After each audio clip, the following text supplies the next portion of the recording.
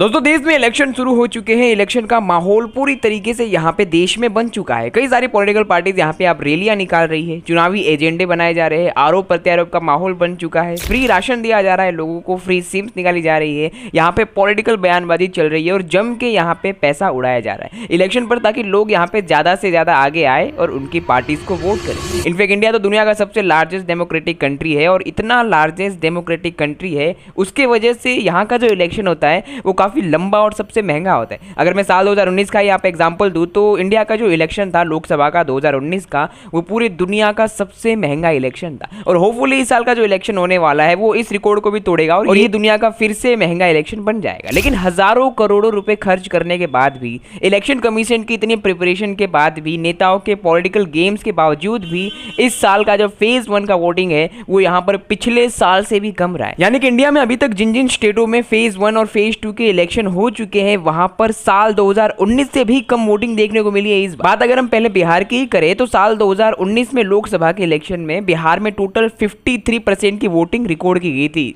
लेकिन इस साल 2019 में इससे भी कम वोटिंग देखने को मिल रही है और ये कम होकर 48.23% पर आकर रह चुकी है। राजस्थान में सेम कुछ ऐसा ही हुआ है। पिछले 3-4 महीने पहले जब राजस्थान में सीएम पद के लिए यहाँ पे इलेक्शन हुए थे तब टोटल वोटिंग जो यहाँ पर थी वो 74% की रिकॉर्ड की गई थी, लेकिन राजस्थान में तो इस बार बहुत ही बुरी तरीके से वोटिंग टर्नआउट गिरा। इस साल 2024 का जो लोकसभा का इलेक्शन है उसमें खाली 57% ही यहाँ पर ये आंकड़ा आकर रह चुका है, यानी कि 17% लोग यहाँ पर वोट देने ही नहीं गए। यानी कि आप मान लीजिए कि लाखों ऐसे वोटर्स हैं जो कि लोकसभा इलेक्शन में वोट ही देने नहीं गए। सेम ऐसी चीजें महाराष्ट्र में भी देखी गई है, सेम ऐसी चीजें बेंगलोर, कर्नाटक सब जगह देखी गई है। और मजे की बात तो यहाँ पर यह है कि हर 5 साल में बेंगलोर में कम वोटिंग का रिकॉर्ड लगातार हर 5 साल में टूटता ही रहता है और इस बार वापस से बेंगलोर के लोगों की लापरवाही की वजह से साल 2019 में जो कम वोटिंग का रिकॉर्ड टूटा था उसे फिर से इस साल और भी कम वोटिंग करके तोड़ दिया गया। देश में बेंगलोर के जैसी एक developing city, high literacy rate वाली सिटी, हाई एजुकेटेड लोगों के होने के बावजूद भी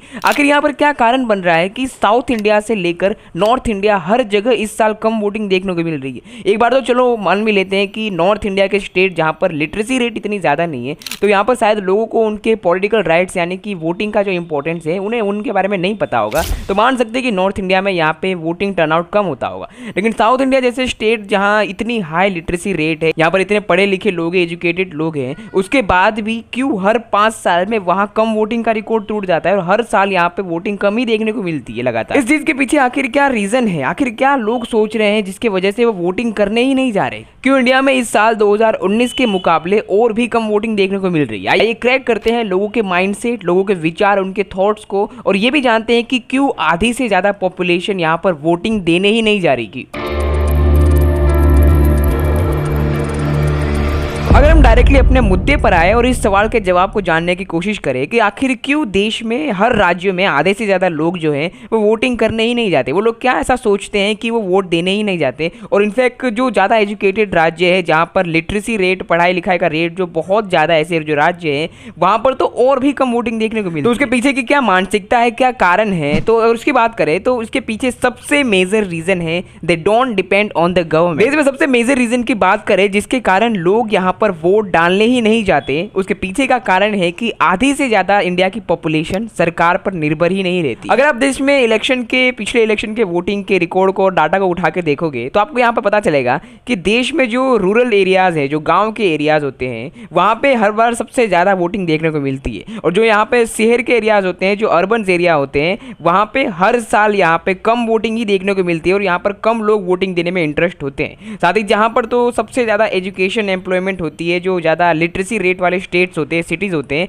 वहाँ तो और भी कम वोटिंग देखने को मिलती है। फॉर एग्जांपल अगर बेंगलोर का ही देख लो तो हर 5 साल में वहाँ पे कम वोटिंग के नए नए रिकॉर्ड बनते हैं। पर इन शहरों में कम वोटिंग इसलिए देखने को मिल रही है क्योंकि वहाँ के लोग जो है वो सरकार पर डिपेंडेड ही नहीं रहते। शहरों में क्या होता है कि जो मिडिल क्लास होते हैं, जो अपर क्लास की फैमिली होती है, उन्हें पता होता है कि देश में सरकार कोई भी आए, कोई भी सरकार बने, उन्हें एक भी रुपए का उनसे बेनिफिट नहीं मिलने वाला है। जो भी बेनिफिट उन्हें यहाँ पर मिलने वाला है वो सिर्फ अपनी नौकरी से, अपनी कमाई से मिलने वाला है। इसलिए यहाँ पर शहरों में जो लोग होते हैं वो वोटिंग देने में ज्यादा इंटरेस्टेड ही नहीं होते, क्योंकि सरकार से उन्हें यहाँ पर पहले से ही पता होता है कि जो भी सरकार यहाँ पे सत्ता में आने वाली है वो उन पर डिपेंडेंट ही नहीं है, उन्हें उससे कोई आशा ही नहीं है, उन्हें मिलने वाला ही नहीं। इसलिए बेंगलुरु जैसे शहरों में क्या होता है, हर साल पूरे देश में सबसे कम वोटिंग दिखती है, क्योंकि वहां पर ज्यादा लोग यहाँ पर सरकार पर डिपेंड नहीं रहते। देश के हर सिटी में यही हाल होता है। लेकिन यहाँ पर दूसरे सबसे मेजर रीजन की बात करें अगर कि इस साल वोटिंग कम क्यों नोट की गई है, तो उसके पीछे का कारण यहाँ पर माइग्रेशन भी है। अब होता क्या है कि देश में हर एक राज्य ऐसे होते हैं जिसमें लाखों की संख्या से लोग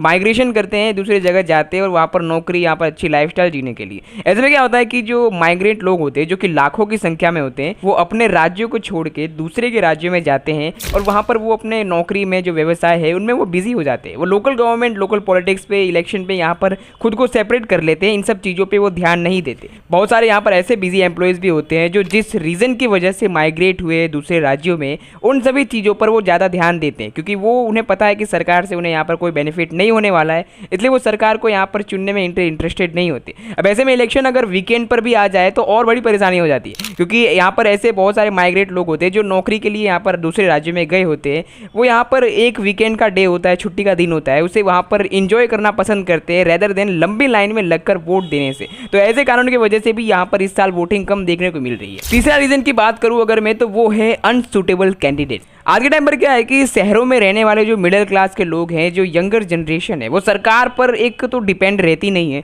और कुछ भी वो सरकार से एक्सपेक्ट नहीं करते सिवाय रोजगार के। जो यंगर जनरेशन होती है वो सरकार से खाली यही चाहती है कि उन्हें वो रोजगार दे, लेकिन यहाँ पर सरकार रोजगार देने में भी बहुत सफल नहीं हो पाती। तो आज के टाइम की जो इंडिया की यंगर जनरेशन है वो पॉलिटिक्स को एकदम रूट से समझ चुके हैं। वो समझ चुके हैं कि चाहे राइट विंग के कैंडिडेट हो, चाहे लेफ्ट विंग के कैंडिडेट हो, कोई भी यहाँ पर ऐसा सूटेबल नहीं है जो उनके लिए काम करने वाला है। यहाँ पर कई सारे ऐसे कैंडिडेट्स होते हैं जो बॉलीवुड से आ गए हैं डायरेक्ट पॉलिटिक्स में, जिन्हें कोई ज्ञान भी नहीं। कोई यहाँ पर तो ऐसे होते हैं जो क्रिमिनल बैकग्राउंड से हैं, और बहुत सारे तो ऐसे होते हैं जिनके पास जमकर पैसा होता है, जो पैसा सिर्फ वो इलेक्शन में जीतने के लिए ही खर्चा करने वाले हैं, विकास के कामों में नहीं। लोग यहाँ पर इन सभी चीज़ों को अच्छे से जानते हैं कि राइट विंग का कैंडिडेट और लेफ्ट विंग का कैंडिडेट दोनों ही यहाँ पर कोई ऐसा बेहतर नहीं है जो उनके लिए काम कर सके। इसलिए यहाँ पर बहुत सारे ऐसे जो यंगर जनरेशन जो लोग होते हैं वो यहाँ पर वोटिंग करना ही पसंद नहीं करते। और अभी की जो स्थिति भी चल रही है राइट विंग में, आप देखोगे तो electoral bond scheme, Ladakh and farmer protest, बिना अपोजिशन के जीतना, और दूसरी तरफ लेफ्ट विंग का बेकार मैनिफेस्टो, हर 5 साल में 5 MP लाने की योजना है, अपनी पार्टी के नेता का विकास कर सके ऐसे पर्सनल बेनिफिट की योजना है। तो यही कारण है कि इस साल यहाँ पर पिछले सालों से भी कम वोटिंग देखने को मिल रही है। इसके अलावा यहाँ पर इलेक्शन रोल यानी कि जो जेन्युइन वोटर की इन्फॉर्मेशन डाटा होती है, उन्हें यहाँ पर डिलीटेशन की वजह से यहाँ पे इस साल वोटिंग में बहुत सारी प्रॉब्लम देखने को मिल रही है। आशा करता हूँ कि आपको समझ आया होगा कि क्या कारण है कि खासकर इस साल देश में 2019 के मुकाबले कम वोटिंग देखने को मिल रही है। अगर आपको ये वीडियो पसंद आई हो तो चैनल को सब्सक्राइब जरूर करें ऐसी और वीडियोस के लिए।